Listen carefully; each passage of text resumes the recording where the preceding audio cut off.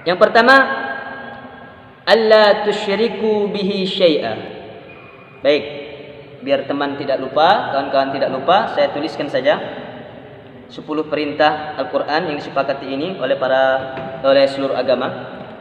Yang pertama perintahnya adalah 1. Omar Ramzan TV. Assalamualaikum warahmatullahi wabarakatuh. Alhamdulillahirabbil alamin. Allahumma shalli ala sayyidina Muhammad wa ala ali sayyidina Muhammad. Sahabat-sahabatku yang dirahmati Allah Subhanahu wa taala, pada kesempatan kali ini kita akan membicarakan tentang 10 perintah Al-Quran yang disepakati oleh seluruh agama yang ada di muka bumi ini. Artinya tidak ada satupun agama yang mengingkari dan menafikan 10 perintah Al-Quran ini. Adapun 10 perintah Al-Quran yang dimaksud itu dijelaskan di dalam kitab suci Al-Quran kita. Saudara-saudaraku bisa lihat di Al-Quran surah Al-An'am juz ke-8 ayat 151 dan 152. Artinya 2 ayat yang menjelaskan tentang 10 perintah ini. Baik, sebelum kita bicarakan lebih jauh lagi, saya akan bacakan keseluruhan dari ayatnya. A'udzu billahi minasy syaithanir rajim. Qul ta'alu atlu ma harrama rabbukum 'alaykum alla tusyriku bihi syai'an wa bil walidayni ihsana wa la taqtulu awladakum min imlaq نحن نرزقكم وإياهم ولا تقربوا الفواحش ما ظهر منها وما بطن ولا تقتلوا النفس التي حرم الله إلا بالحق ذلكم وصاكم به لعلكم تعقلون ولا تقربوا مال اليتيم إلا بالتي هي أحسن حتى يبلغ أشده وأوفوا الكيل والميزان بالقسط لا نكلف نفسا إلا وسعها وإذا قلتم فاعدلوا ولو كان ذا قربى وبعهد الله أوفوا ذلكم وصاكم به لعلكم تذكرون صدق الله العظيم. Ayat ini sudah saya bacakan. Lantas kita simak dulu terjemahan dari ayat yang saya bacakan ini. Apa kata Allah dengan firman-Nya? Qul ta'alu. Qul ta'alu. Katakanlah ya Muhammad. Ta'alu. Marilah. Atlu ma harrama rabbukum alaikum. Aku akan membacakan apa yang diharamkan Tuhan kepadamu. Apa saja teman-teman? Artinya haram yang dimaksud di sini perintah Tuhan untuk kita jauhi, untuk kita tinggalkan. Karena perintah ini adalah sebuah kebaikan untuk kita kalau kita lakukan. Yang pertama, alla tusyriku bihi syai'a. Baik, biar teman tidak lupa, kawan-kawan tidak lupa, saya tuliskan saja 10 perintah Al-Quran yang disepakati ini oleh seluruh agama. Yang pertama perintahnya adalah 1. Alla tusyriku bihi syai'a. Jangan syirik. jangan syirik. Oke. Yang kedua, wabil walidaini ihsana, berbuat baik, berbakti kepada kedua orang tua. Berbuat baik kepada orang tua. Ortu saya buat. Yang ketiga, wala taqtulu auladakum min imlaq. Janganlah engkau membunuh, kata Allah, anak-anakmu karena takut miskin. Jangan karena sebab takut miskin lalu engkau membunuhkan, memusnahkan anakmu, anak kandungmu sendiri. Ya, jangan bunuh anakmu. Jangan bunuh anakmu. Yang keempat apa? Wala taqrabul fawahisha ma dhahara minha wa ma batan. Jangan dekati perbuatan keji, baik itu secara terang-terangan ataupun dengan cara sembunyi-sembunyi, baik zahir ataupun batin. Yang keempat tadi adalah jauhi perbuatan keji. Yang kelima, wala taqtulun nafsal lati harramallahu illa bil haqq. Janganlah engkau membunuh jiwa yang telah diharamkan oleh Allah illa bil haqq, kecuali dibenarkan untuk membunuhnya. Ya, jangan membunuh. Haram hukumnya membunuh kecuali dibenarkan dengan alasan tertentu. Jangan membunuh.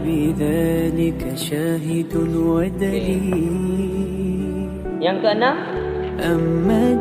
wala taqrabu mal yatim. Ya, jangan kamu mendekati harta anak yatim. Ya, karena papan tulis kita tidak muat, mungkin karena tulisan saya kebesaran, kita lanjutkan dengan tanpa menulis menjelaskannya. Ya, jadi yang keenam, jangan mendekati harta anak yatim. Selanjutnya yang ketujuh, wa auful kail. Ya, wa auful kail. Apa itu? Wa auful kail, sempurnakanlah takaran. Ya, takaran. Kemudian yang ke-8, wal mizan. Ya, wal mizan itu timbangan. Ya, jangan kurang. Ya, jangan mengurangi timbangan. Itu yang ke-8. Kemudian yang ke-9 apa? Yang ke-9, wa idza qultum fa'dilu. Ya. Apa itu? Apabila kamu berbicara, bicaralah sejujurnya. Ya, itu yang ke-9, disuruh, diperintahkan untuk berbicara jujur. Dan yang terakhir adalah wa bi ahdillahi aufu. Ya, wa bi ahdillahi aufu, dan penuhilah janji Allah. Itu saudara-saudara, 10 perintah Al-Quran yang disepakati oleh seluruh agama di muka bumi. Baik, yang pertama tadi, alla tusyriku bihi syai'a. Janganlah kamu berbuat syirik. Walaupun dia Islam, tapi ketika dia tidak meyakini apa yang Allah perintahkan kepadanya agar dia meyakini Allah dalam segala hal, maka itu syirik. Contoh sering terjadi di masyarakat. Misalkan anak baru lahir, ya itu contoh. Anak baru lahir kan biasanya tangannya atau perutnya itu dikasih seperti tali, di mana di situ ada kain hitam, diikat di pinggang anak tersebut. Lantas orang tuanya ditanya, untuk apa? Ya, alasannya untuk mengusir jin, ya biar setan nggak ganggu. Itu tidak ada, ya, tidak dibenarkan dalam Islam, ya, untuk melakukan melakukan ritual seperti itu, ya, itu syirik. Oleh karena itu bapak ibu, ya, saudara-saudara, tinggalkan hal yang seperti itu, ya. Atau dia sholat, ya, tapi dia tempat dukun,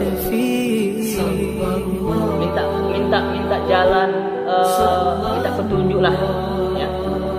Misalkan dia pengen beli rumah tapi bingung, ya, kan dalam Islam butuh istikharah, ya, tapi dia datang ke dukun minta petunjuk, maksudnya rumah yang mana yang bagus untuk dibeli, itu syirik, tidak boleh.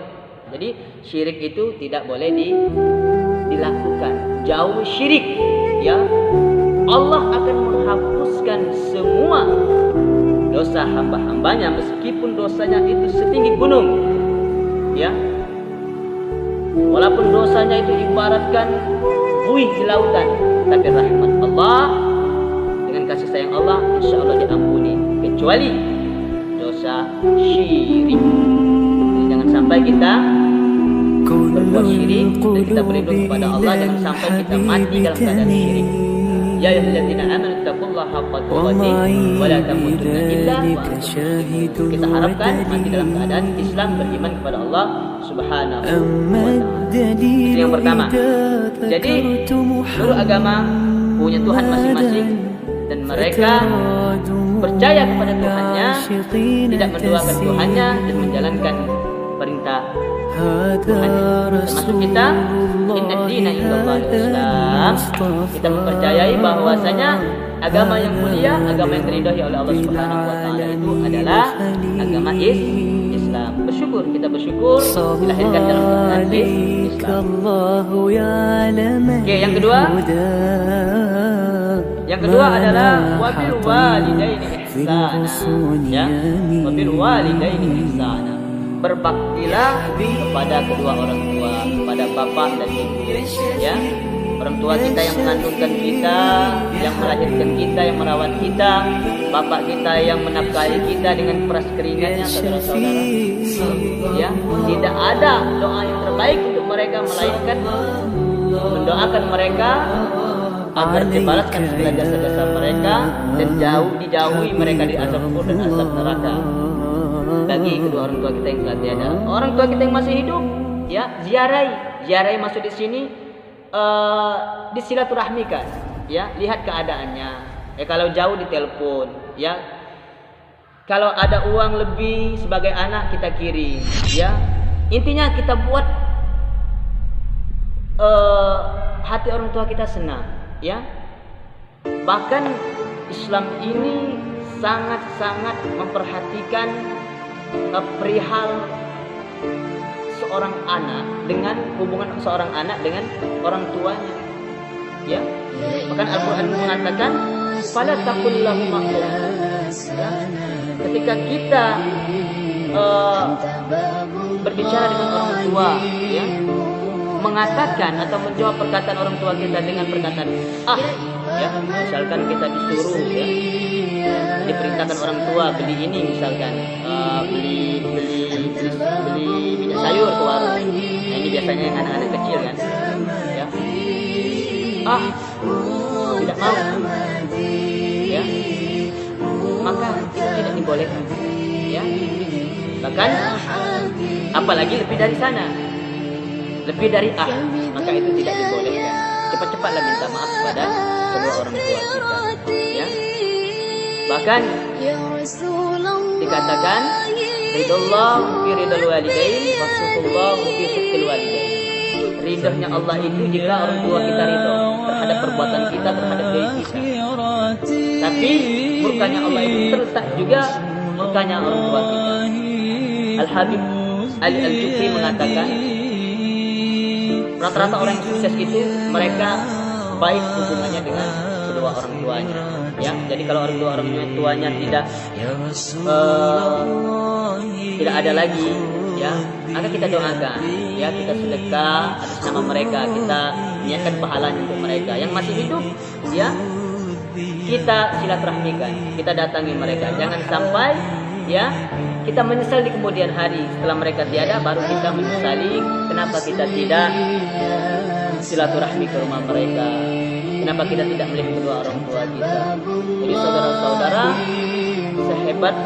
sehebat apapun kita, mau itu kita pejabat, disegani orang banyak, harta kita banyak, ya, ilmu kita banyak, segalanya kita miliki, tapi ketika kita ya menggoreskan hati orang tua dan kita wanti-wanti, kita naudzubillah kepada Allah Subhanahu wa taala, kita berlindung kepada Allah. Kalau hati-hati kalau orang tua tidak ridho, ya, maka surga bukan milik kita. Ini secara umum untuk para anak. Apalagi yang untuk, dan saya mengingatkan untuk diri saya pribadi, apalagi untuk seorang anak yang sudah menikah, terkhusus untuk seorang anak laki-laki. Di zaman Rasulullah itu ada seorang pemuda, yang pemuda ini sudah menikah, ya. Dia rajin beribadah, rajin puasa, rajin baca Quran, ya. Lantas ketika datang ajalnya, dia susah untuk menghembuskan napas terakhir, artinya susah untuk meninggal, ya, sehingga dalam beberapa waktu dia seperti mendapat siksa, padahal dia ahli ibadah. Lantas seorang sahabat dari Rasul, ya, kalau tidak salah, mohon dibenarkan, Sayyidina Umar melihat peristiwa itu, seorang pemuda yang susah meninggal ini. Lantas peristiwa ini dilaporkan oleh Sayyidina Umar kepada Rasulullah. Ya Rasulullah, ada seorang pemuda yang sekarang lagi mengalami sakaratul maut tapi tidak meninggal. Lantas apa kata Rasulullah? Ini ada yang salah dengan pemuda ini. Kenapa? Dengan laporan itu Sayyidina Umar mengatakan bahwa orang ini rajin beribadah ya Rasulullah, rajin puasa, rajin baca Quran, rajin zikir, tapi kok matinya susah, kan seperti itu. Maka kata Rasulullah, apakah dia masih ada ibunya? Ya. Lantas Sayyidina Umar, masih ada ya Rasulullah, orang tuanya sudah tua, ibunya sudah tua. Apa kata Rasulullah? Kau temui orang tuanya, kau laporkan peristiwa anaknya yang mana sekarang lagi mengalami sakaratul maut, yang mana seperti disiksa. Maka Sayyidina Umar melaksanakan perintah Rasul, dia menemukan ibu dari seorang pemuda tadi. Assalamualaikum. Ibu, apakah ibu memiliki seorang anak pemuda? Apa kata ibu itu? Tidak, saya tidak memiliki seorang anak. Benar bu? Ya benar. Yakin bu? Yakin. Padahal dalam hatinya dia mengaku bahwa dia ada memiliki seorang anak pemuda. Pemuda yang dimaksud adalah anak yang lagi sakaratul maut itu. Maka karena ibu itu tidak mengakui, membuat Sayyidina Umar mendatangi Rasulullah SAW yang kedua kali. Ya Rasulullah, ibu itu tidak mau mengakui bahwa pemuda itu adalah anaknya.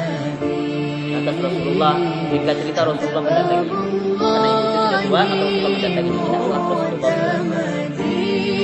Jika cerita, wahai ibu, apakah si Fulan itu anakmu?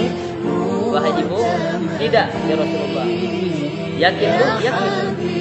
Benar bu? Benar.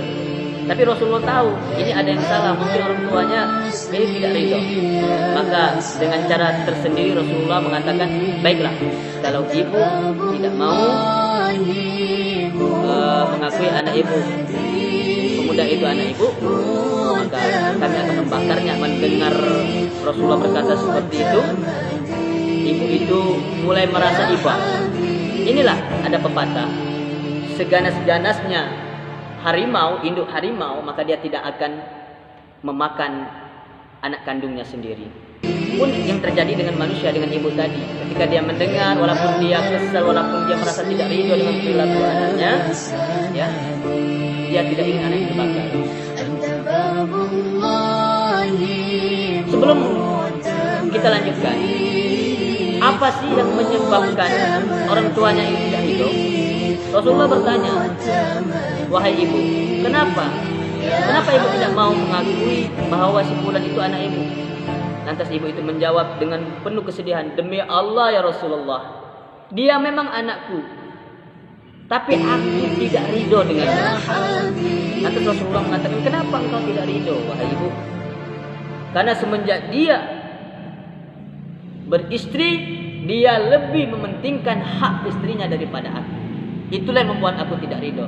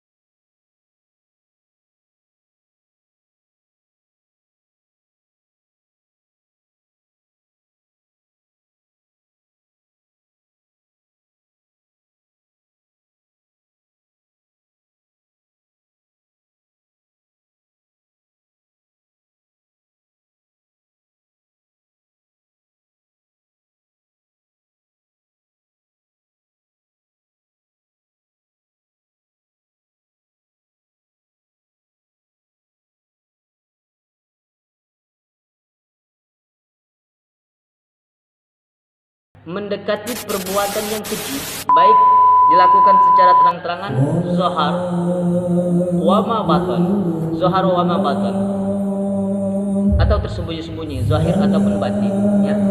Contoh banyak perbuatan yang keji yang sering kita lakukan yang tanpa kita sadari, yang kita sering membuka aib saudara kita atau mencela saudara kita yang punya kekurangan. Padahal la tahtakir man dunaka falikulli syai'in maziyah. Kita tidak boleh merendahkan, mencela seseorang yang menurut kita punya kekurangan, tetapi justru mereka lah yang memiliki kelebihan daripada kita.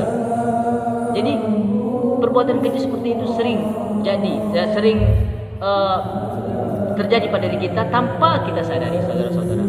Ya. Atau yang batinnya yang tidak terlihat, ada rasa iri, dengki dalam hati, ya.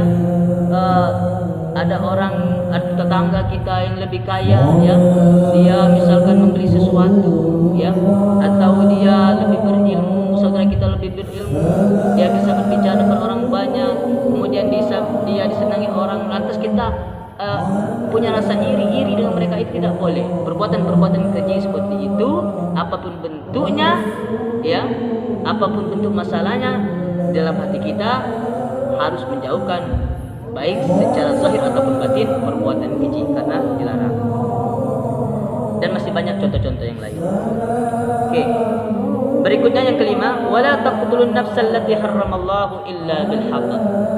Jangan engkau membunuh jiwa yang diharamkan oleh Allah Subhanahu wa taala kecuali dibenarkan.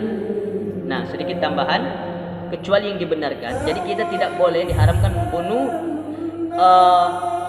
nyawa seseorang tanpa sebab, ya. Tapi kalau ada sebabnya, itu dibolehkan, illa bil haq. Ya, di dalam kitab Al-Arba'in An-Nawawi, ya, di hadis ke-14 yang menjelaskan bahwasanya kecuali yang dibenarkan itu, membunuh kecuali yang dibenarkan.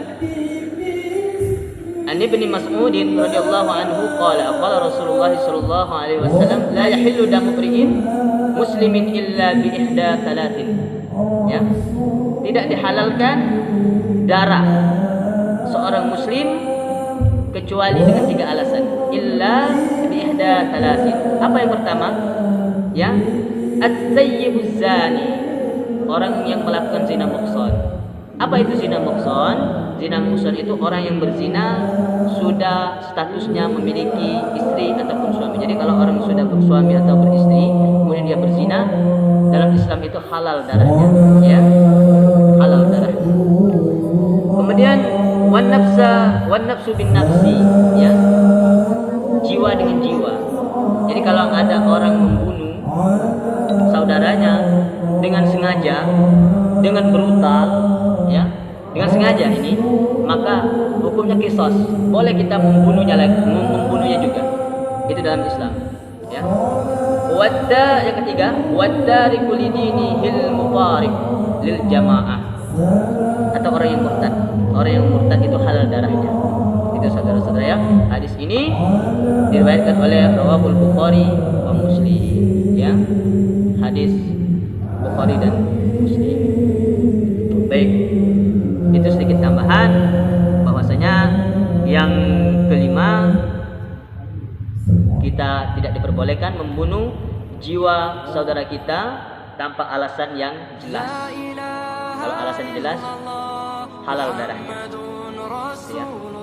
Dzalikum wasaqum bihi la'allakum taqilun. Demikianlah dia memerintahkan kepadamu agar kamu mengerti, ya. Baik. Yang keenam, wala taqrabu mal yatim illa billati hiya ahsanu hatta yablugha ashuddah. Janganlah engkau mendekati harta anak yatim kecuali yang dibenarkan, ya. Maksud saya bukan kecuali yang dibenarkan, kecuali dengan cara yang lebih bermanfaat, ya. Illa billati hiya ahsan hatta yablugha ashuddah, sampai mereka meranjak dewasa, ya. Jadi, ya, kalau kita memang dalam ajaran Islam besar pahalanya, cepat suksesnya, pengaruh suksesnya kalau kita mengurus anak yatim, ya. Tapi hati-hati, ya. Memang ada balasan baiknya, tapi kalau kita tidak melakukannya dengan baik, tidak manfaat bagi kita dan bagi mereka, hati-hati, kita akan celaka, ya. Apa? Ra'aital ladzi yukazzibu bid-din, fadzalikal ladzi yad'ul yatim. Orang-orang yang menustakan agama itu, ya, termasuk memperlakukan anak yatim tidak sesuai dengan SOP, ya, ajaran Islam maksudnya, ya, seperti itu. Atau ada lagi dalam surah An-Nisa, innal ladzina ya'kuluna amwalal yatama zulman innama ya'kuluna fi butunihim nara, ya. Sesungguhnya orang-orang yang memakan harta anak yatim tanpa alasan yang dibenarkan, ya, artinya zalim, ya, mereka itu seperti mereka itu melakukan suatu kezaliman dan mereka memakan harta itu seperti memakan baranya api neraka.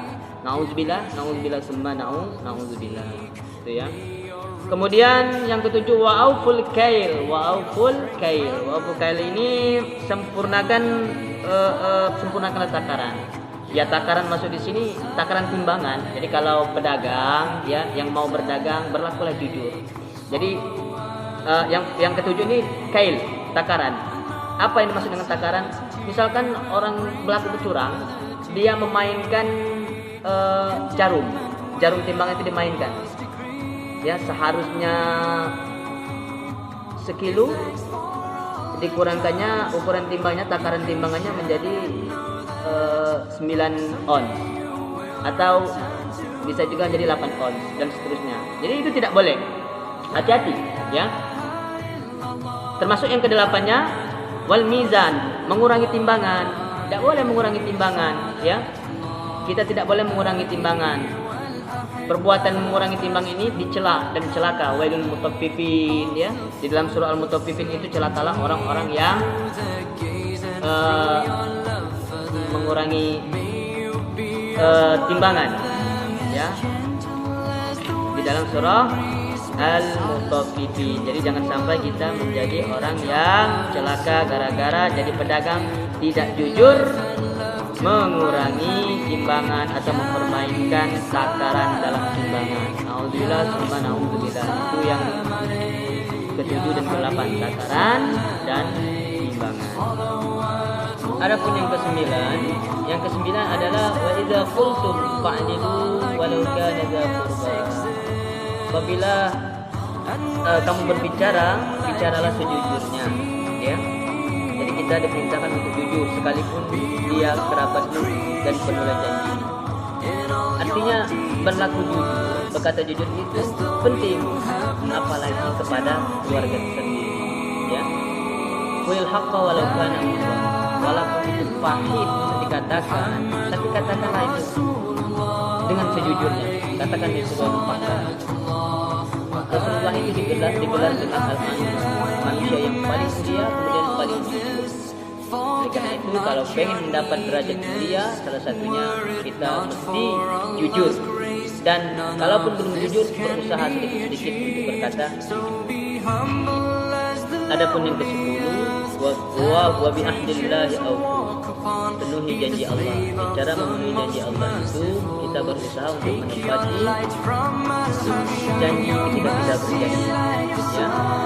Baik itu janji secara horizontal sama manusia atau berjanji kita dengan Allah vertikal ya.